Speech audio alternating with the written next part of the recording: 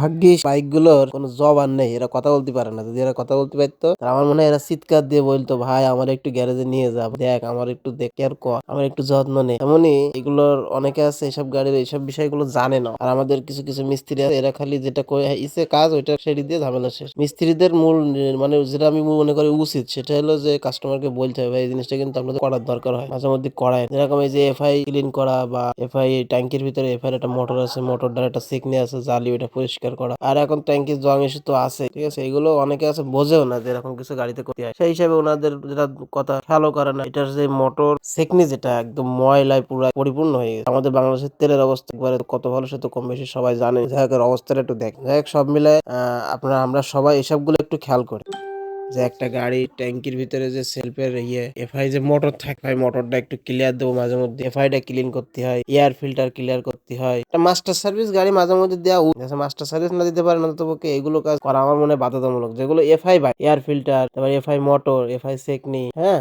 FI injector, এগুলো মাঝে মধ্যে একটু চেক করতে হয়, ক্লিয়ার করতে হয়। অনেকে আছে এই বিষয়ে বোঝেও না, মিস্ত্রিরাও বলে না, তারা চেকও করে না।